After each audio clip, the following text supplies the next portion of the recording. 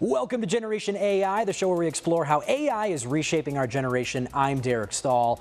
On the show today, restoring trust in a world of deepfakes. We'll speak with an ASU professor whose technology could help detect AI fakes and trace them all the way back to the creator. Plus, just how often is AI making stuff up? We'll explore the problem of hallucinations and what happened to an Arizona attorney who submitted documents with made-up citations. First, let's get to the headlines. The war in Iran has revealed a new type of high-value target, data centers. Last month, Iranian drones struck 2 Amazon data centers in the United Arab Emirates and damaged a 3rd data center in Bahrain. Now, in a new propaganda video, Iran's Revolutionary Guard is threatening to bomb OpenAI's $30 billion Stargate data center.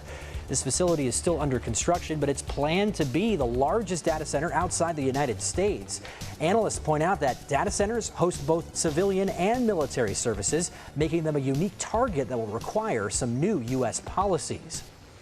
Arizona's cyber defense could get an upgrade for the AI era. State lawmakers are advancing a bill to give the Arizona Department of Homeland Security $2.5 million to fortify the state's cybersecurity systems, and they want 20% of that spent to defend against threats from generative AI programs. This bill has passed the Senate and is about to come up for a vote in the full House. Attorneys for one of the victims killed in a mass shooting at Florida State University last year plan to sue OpenAI. They claim the accused gunman got coaching from ChatGPT on how to carry out the attack, which killed 2 people and wounded 6 others in April of last year. A recent study by the Center for Countering Digital Hate found 8 of 10 chatbots were willing to assist teenage users in planning violent attacks, including school shootings. Now, researchers are racing to understand why and how chatbots might push vulnerable people over the edge. Some new studies by MIT and Stanford found modern chatbots are so overly agreeable, they run the risk of sending people down what they call a delusion spiral. They tested what chatbots would do when people described harmful, deceptive, or unethical actions, and they found the chatbots were 49% more likely to agree with the user and encourage their delusions rather than setting them straight. The researchers are worried these feedback loops might make people overly confident in outlandish beliefs. Across the country, farmers face 2 persistent issues: weeds and insects. Researchers at Iowa State University are developing an all-in-one AI-powered solution. Many weeds look alike, but they require vastly different treatment approaches. With a photo, farmers can use an app called Pest ID to rapidly identify the pest or the weed. It also gives them recommendations on how to deal with it. Researchers say this thing can help catch and kill weeds or pests early on when they're easier to treat. This kind of avoids having to pay for an agronomist to come out and check things for you. You can do it yourself. AI is everywhere. And if we are not making friends with AI, we are losing on power to do things which we were not earlier able to do. The team at Iowa State says the app has been in development for roughly a decade, with researchers training the technology on millions of images of weeds and insects, along with some data collected by university experts. The app is available right now. Researchers are working to expand it to identify and treat plant diseases. Finally, if you've messed around with voice assistants, you probably know you can go in the settings and change how they sound, including their accent. There's a lot of research showing people associate trust and credibility with certain accents, but if you ask Americans which accent they would most like to hear in their voice assistant, they don't necessarily say the King's English, in other words, British English. The #1 accent for AI assistants, according to this survey of 3,000 AI users, is a Southern accent. Maybe that famous Southern charm makes directions and calendar reminders more palatable. New York City accents came in second. The King's English came in third. The accents people cited the least were Baltimore, Minnesota, and Pittsburgh accents, also known as the Yinzer accent. The survey found that when people ask an AI assistant about a serious task like financial advice, they want an accent that's more neutral, perhaps like a Midwestern accent. We've got folks on the crew here from the Pittsburgh area.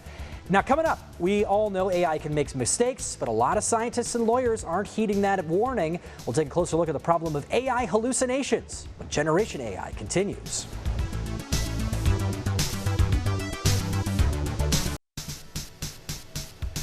Welcome back to Generation AI. Hallucinations are when AI makes something up. Modern chatbots have gotten better at avoiding hallucinations, but it's still a problem and it can still have real-world impact. One analysis of 18,000 computer science studies last year found 2.6% of them likely had a hallucinated citation. And it's not just affecting computer science. The journal Nature identified tens of thousands of journal papers, books, and published conference proceedings that had hallucinated references last year. And it's turning up in courtrooms as well.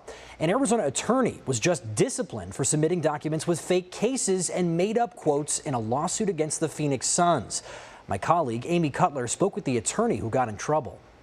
The federal judge called this a case of AI hallucinations, court filings with made-up legal references. This came out in a discrimination case against the Phoenix Suns. A former employee claims she was sexually harassed and retaliated against. It was the Suns' attorneys who spotted the problem. We have a duty to take full responsibility, and I do so here.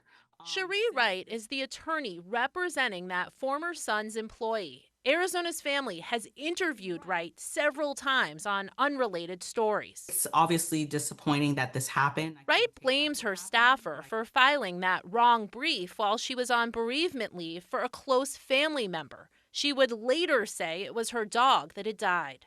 In the legal filing, the judge cited at least 18 fake references. She said she thought her version was better than mine because I guess she believed that I was on bereavement leave and I wasn't in the frame of mind to, draft a brief. There were 3 different motions that had some questionable citations. Correct. So how did this happen 3 separate times? Same staff member assigned to the cases. I'm not surprised. So this has been something that's at the forefront of attorneys' minds because it's so common. Sean Harrington is an attorney and the director of ASU's AI and Legal Tech Studio. He says there have been more than 12,000 cases of so-called AI hallucinations in court filings, and those are only the ones we know about. We've seen serious sanctions. We haven't seen anybody get disbarred because of it, but we've seen people get suspended. Depending on what judge you're going in front of, this can have very severe penalties. As punishment, the judge is ordering Wright to cover some attorney's fees. She must also take additional training on the ethical use of AI. A copy of the ruling is being forwarded to the state bar and all district and magistrate judges in Arizona. Do you think that there's a lesson in this for other attorneys moving forward? Yes, to just not use, I don't use AI in drafting any pleadings. U.S. District Judge Murray Snow called Wright's explanation a convoluted tale. In a statement, the Phoenix Suns say the order speaks for itself. As we have said all along, the underlying claims are baseless, and we look forward to defeating the remaining claims in court. Amy Cutler, Arizona's Family Investigates. Ahead of the midterm elections this November, who should you trust for election information? Google search results or ChatGPT? A new study from researchers in Portugal dove into that very question.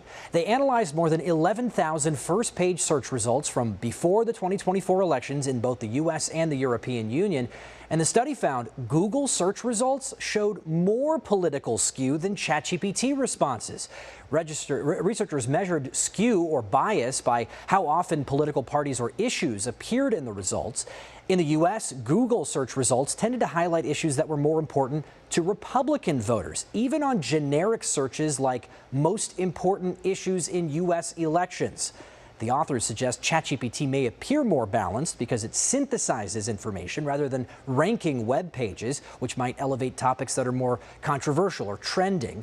But the study also notes that it is measuring visibility, how often parties or issues are showing up, rather than whether the coverage is truly positive or negative. So that might be a point in favor of trusting AI models. But this next study may have you thinking twice. Reports of AI models lying and cheating have surged in the last 6 months. That's according to the Center for Long-Term Resilience, which is funded by the UK government.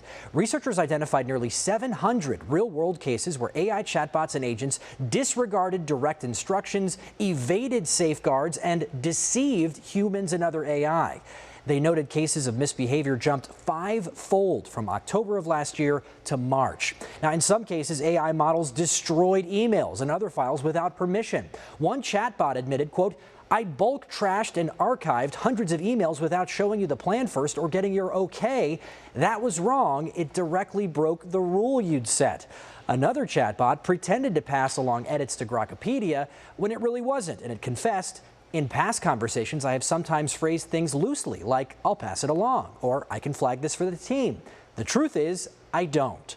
Google and OpenAI told The Guardian they were taking steps to monitor and prevent this type of behavior. One of the authors of this study said the current crop of AI models are like slightly untrustworthy junior employees. But if in 6 to 12 months they become extremely capable senior employees that scheme against you, it's a different concern. Quote, "Models will increasingly be deployed in extremely high-stakes contexts, including in the military and critical national infrastructure. It might be in those contexts that scheming behavior could cause significant, even catastrophic harm." First responders in Queen Creek are turning to advanced drones to help in emergency situations. As Steven Sarabia reports, they're using AI to differentiate objects of interest, like people on the ground who might be needing rescue. The sky's the limit for Queen Creek firefighters with this new drone technology. It's great knowing that I'm being able to save lives with this equipment. You're taking a look at Dorothy. And no, it's not a person, but a mobile drone unit with Queen Creek Fire and Medical. This thing is able to launch drones from this capsule anywhere this truck can access. But this tool can be used for more than just being an eye in the sky. It can be challenging at times, but we train a lot. I felt like we had to test this out, so I worked with the pilot, firefighter Sigfrido Castro, to see what it can do. All right, I'm currently walking away from the fire department. I'm gonna go find some sort of area that's sort of a little bit far away to see if they can try and find me. Castro and my photographer stayed back at the fire station. All right, I've walked a bit of ways, still got my water, but I think I found a good spot to hunker down. We're basically gonna simulate as if I was a lost hiker who needed to be found. So I'm gonna post up right here, give them a call saying I need some help, and let's see if they can find me. All right, I'm ready to be found. And just like that, the drone takes off, soaring through the skies, looking around. But this isn't the only view it has. Check this out. Thermal vision. And it didn't take long for them to find me. I'm over here. Now that they found me, it's time to show you the other feature. This is the Queen Creek Fire Department. Can you hear me? Give me a thumbs up if you need help. We're sending first responders on our way now. Yeah, that's right. They're able to actually talk to you through the drone so they can give you instructions on what you need to know if you are in some dire situation. They can also use this technology to find hotspots during a house fire. To be able to see whether structures are stable or not. There are a ton of other features that they can use, which I can't fit into this news story. But one thing that really stuck out is Castro doesn't even need to be near the drone to fly it. I'm able to pilot it remotely, so I'm not even on site. I could be in my office, I could be at home. In theory, I could be anywhere that has a cell signal to my laptop. That was Steven Sarabia reporting. Coming up, deepfakes could be a huge problem in the next election. We'll show you just how convincing they've become and introduce you to a researcher who's got a very clever solution. Generation AI continues next. Welcome back to Generation AI. AI-generated images have gotten so convincing, one recent study found your odds of spotting a synthetic face are roughly the same as dumb luck. Take a look at these 6 faces here. 2 of them are not real. Can you spot which 2? Take a good look. I'll give you the answer in just a bit. My guest today is a computer vision expert at ASU. Dr. YZ Young is an associate professor in the School of Computing and Augmented Intelligence. Dr. Young, welcome to Generation AI. My pleasure. Hey, thank you so much for being here. You know, you do a lot of really interesting research in a lot of different topics, but one of the topics you explore is how do we spot deepfakes? Tell me a little bit about your deepfake spotting technology. What is it looking for specifically? So essentially the story starts from about 7-6 years ago when the generative AI starting and a lot of fake images being populated all around the world, right? So we're asking ourselves the question, can we develop a mechanism to be able to label whether certain media is generated or whether certain media is actually real. So that leads us to come up with so-called decentralized attribution technique. Essentially, it's basically try to computationally hide information in the generated content, that we have a decoder that is well trained and following a certain protocol to be able to attribute the image generated to which model generated it. Also, could be also possibly to which person or user generated it. Fascinating. So to increase the responsibility of the AI tool use. So essentially you are hiding a watermark, a digital fingerprint inside these AI generated images, and that lets you detect them later once someone creates them. Are you able to do this with all of the commercially available models or just the open source models? Is this out there? That's a great question. So essentially we are not secretly putting in the watermark. We are essentially calls upon for a protocol. So essentially what you are thinking about it is if model providers follow this protocol that we devise and implement it, then it will have a very high likelihood to be able to attribute the generated image or video to which user and which model used it. Wow. So in a nutshell, you are right. It's putting watermark into the output content, but actually what is being carried out in a more recent technology is putting the watermark into the model weight itself. Wow. So slightly change the model weight, billings of these numbers, that making sure that the output image carries the information that we want it to embed it in, and being able to reliably decode it out. How do you mess with the model weights, though? I mean, are you telling one particular model every time you make a carrot, give it 4 leaves or whatever, give it a little extra long stem or something? From a semantic perspective, that's a good analogy. But essentially what we are doing is basically every single copy of the model, let's say a diffusion model or transformer, to slightly change the weights in the model. And then when you generate the image out, every single pixel with a combination of these pixels following certain traits or certain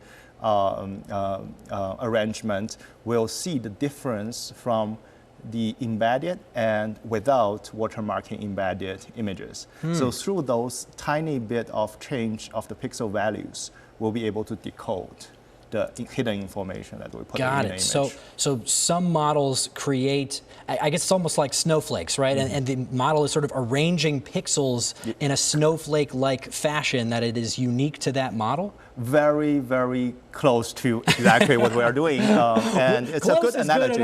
It's a good analogy, essentially. So slightly pixel change that human cannot perceive the difference.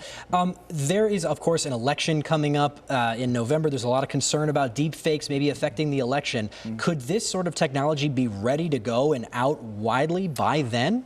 I think there's a lot of discussion already happening in the public space as well as in the private sectors. So a coalition of such efforts to be able to set up a protocol, right? So when you are a model distributor, you are essentially following a certain protocol to put in this kind of technology into your models and distribute it to each user. We could potentially, as a society, to increase the reliability of the content being generated using AI. But it needs buy-in, right? It needs cooperation from the makers, and you could have potentially rogue actors releasing open source models that maybe don't follow the protocol. I know there's other computer vision experts who are doing things like trying to spot heartbeat or blood flow in people's faces, or like microscopic color differentials in people's faces. Correct. What do you think of that sort of research? Computer vision is essentially a big field, and I'm very happy to be associated with this very vibrant community, and there's tons of exciting things happened in this domain, and it's still happening. Very recently, a big international conference just happened in Tucson, Arizona, called WACV, and tons of new technology being presented here locally in Arizona. Very cool. I love, there's so much research going on. Let's talk about another area that you're looking into, which is traffic. You're working with the Maricopa County Department of Transportation on this. A lot of traffic systems detect crashes after the fact. You are trying to do something totally different and predict crashes. How are you doing that? That's a great question, and thank you for your interest to our research. Essentially, everything started about I don't know whether you guys are tuning into this accident that autonomous vehicle hit a homeless lady and killed her near the ASU campus. So that's the time the computer vision researchers as well as AI researchers are being called upon to work with this institute called Institute of Automated Mobility to come up more safe solutions for the autonomous driving or transportation on the road. So we are developing basically using existing traffic cameras, using computer vision in a identity preserving manner to be able to estimate the speed and acceleration of the vehicles on the road. And there's a certain matrix can be essentially calculated, such as near miss, time to collision, and all this matrix could be used to help the traffic managers and coordinators to arrange the scenes better. So, in other words, you can tap into normal cameras that are in, intersections around, the area, and you can use the outputs from those cameras to predict the speed of cars, the speed of pedestrians, where people are, and predict crashes, sense near misses, and then potentially identify dangerous intersections before there's even one fatality.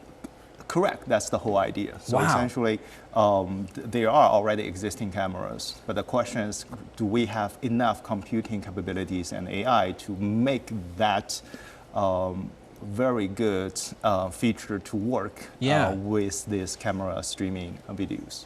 And obviously, predicting crashes is important, but ultimately you can only give a second or 2 seconds of warning.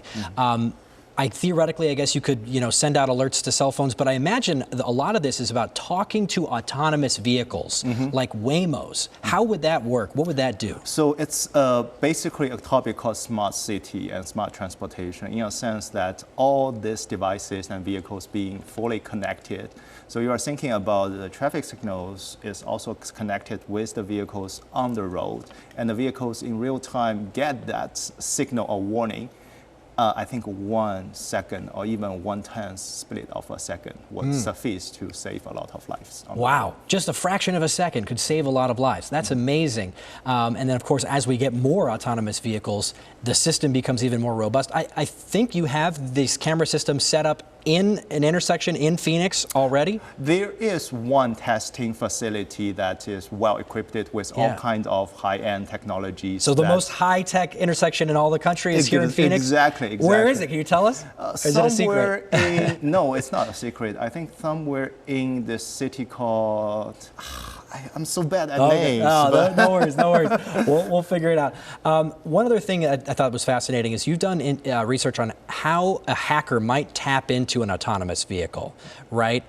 This is an area of research where somebody might be able to hack into the training data, I guess, of an autonomous vehicle and potentially to steer it into hitting a person or whatever, and how you defend against that. Give us a sense of what that's all about. How real of a threat is that?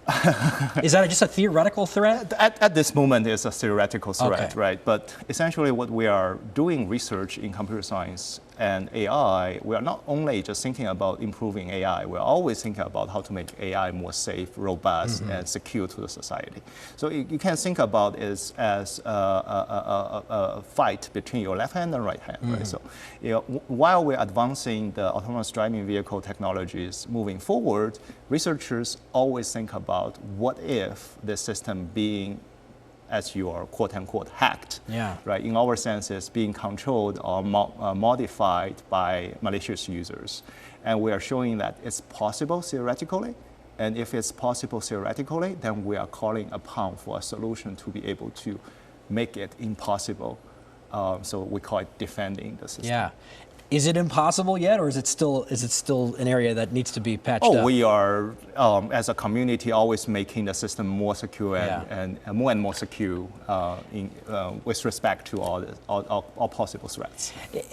Taken together more broadly, your research is all about helping machines see the world.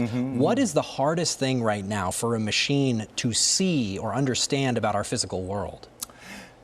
Just the diverse of the data, right? So if you think about the surrounding environment, it's just so complicated.